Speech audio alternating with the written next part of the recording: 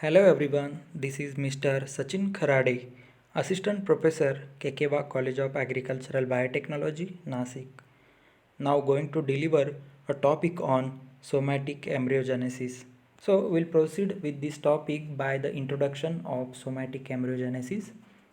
So when embryos regenerated from a somatic cell or tissue, which are maybe haploid or diploid, it is termed as somatic embryogenesis.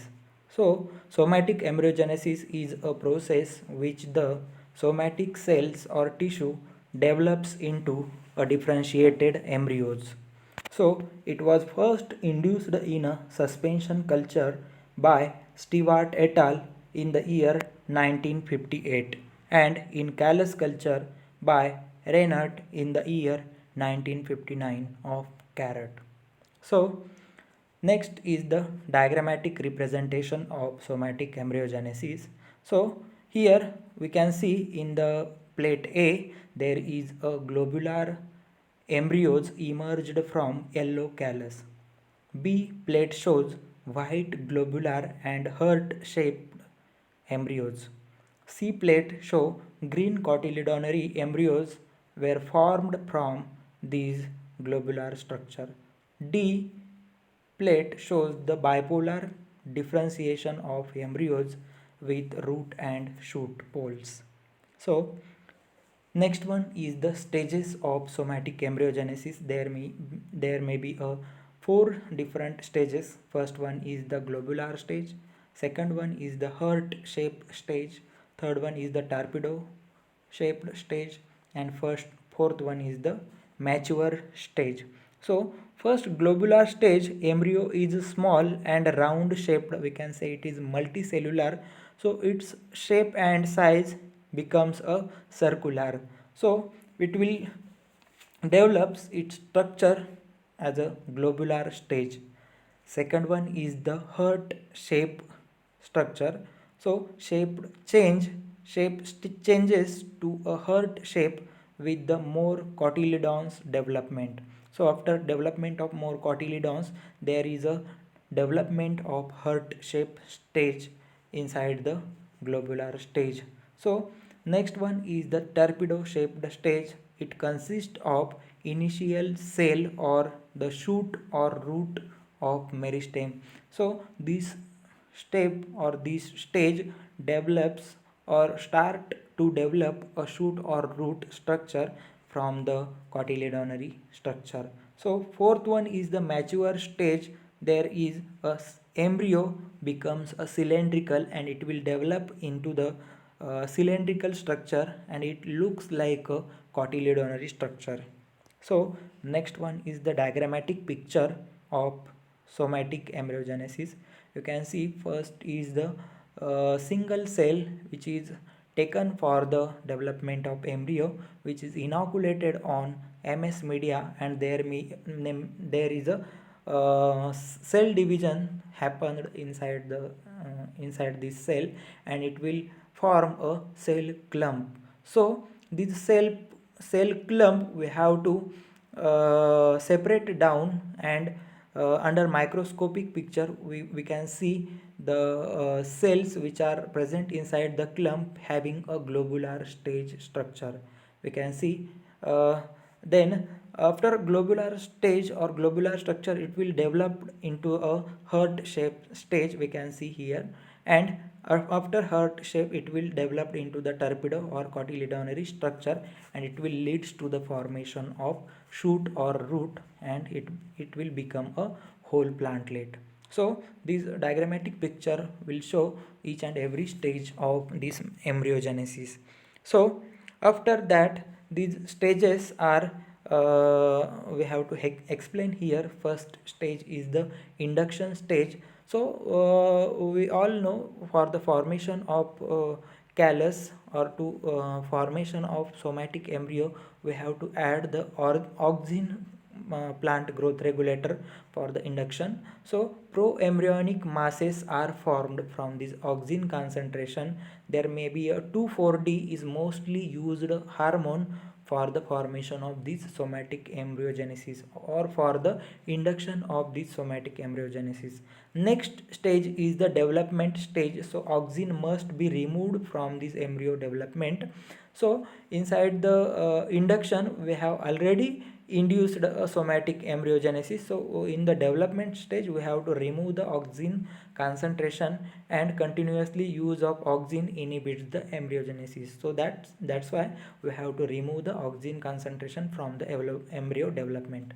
Then these stage are similar to those of zygotic embryogenesis, and this procedure having same direction as per the zygotic embryogenesis, which are globular, hurt, torpedo and cotyledonary stage, and it will convert into the germination or conversion.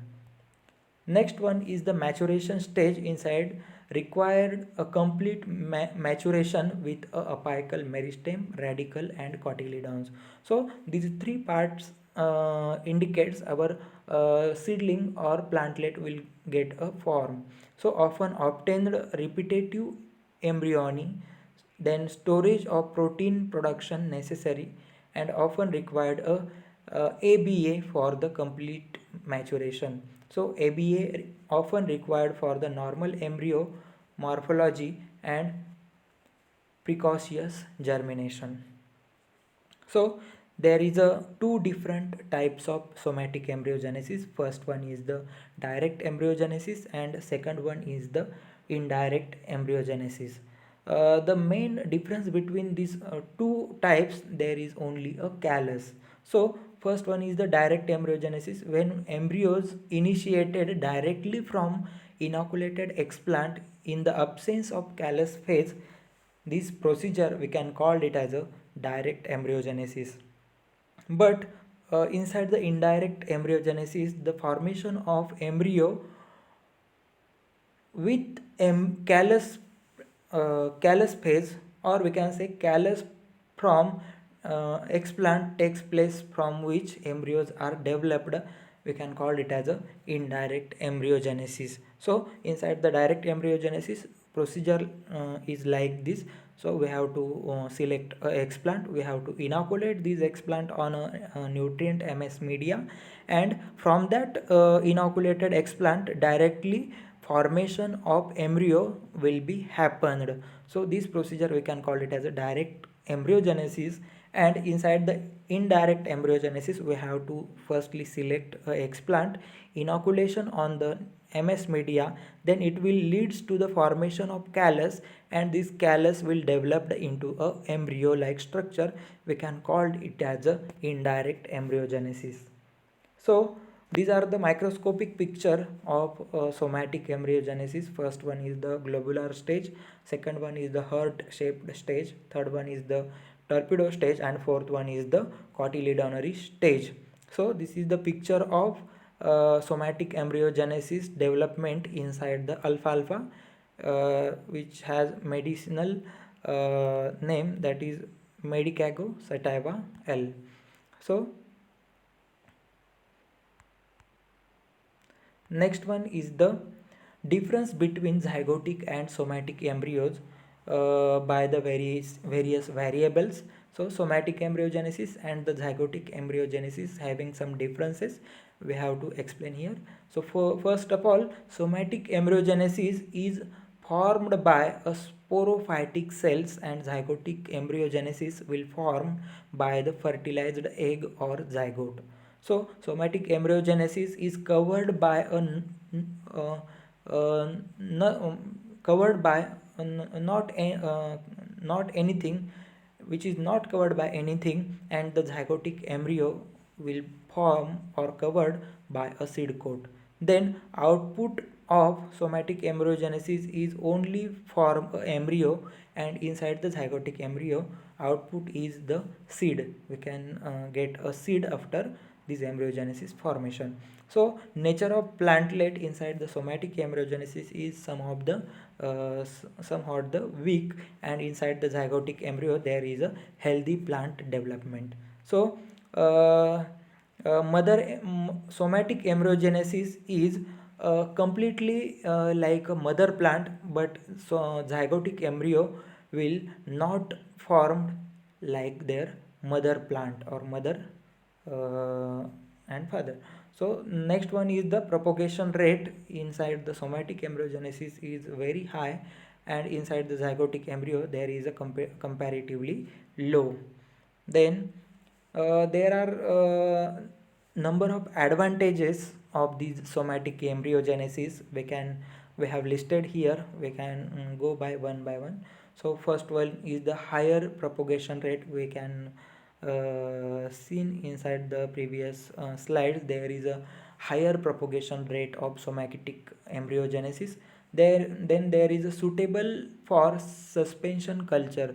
If we want to go for the cell suspension culture, it is a somatic embryogenesis is the suitable procedure for this cell suspension culture. Then plantlets from a single genetically modified single cell. So we can develop a genetically modified plant by this somatic embryogenesis step. So there is a somaclonal variation. Obviously we have seen there is a indirect embryogenesis. So these cells are going from different stages. So there may be a change inside the genetic material, so it will leads to the somaclonal variation. And next advantages is the germplasm conservation. We can conserve the distinct species or endangered species by this technology, and this is labor saving method. So with these number of advantages, this is the best technology for the development of whole plantlet. There may be some disadvantages is also there. There is a response tissue specific. This technique is not followed by any of the cell or tissue. This is the tissue specific technique.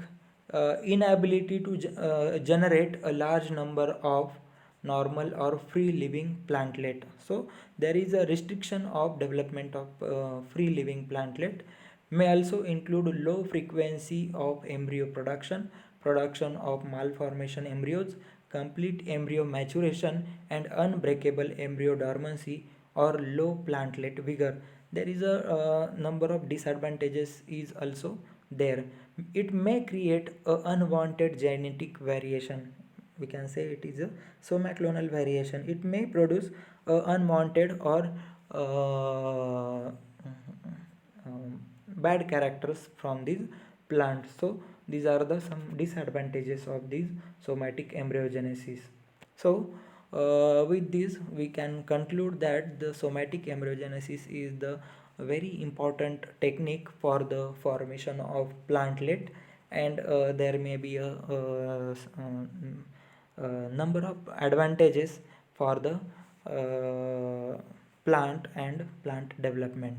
So thank you for listening this video. Kindly like this video and subscribe this channel. Thank you.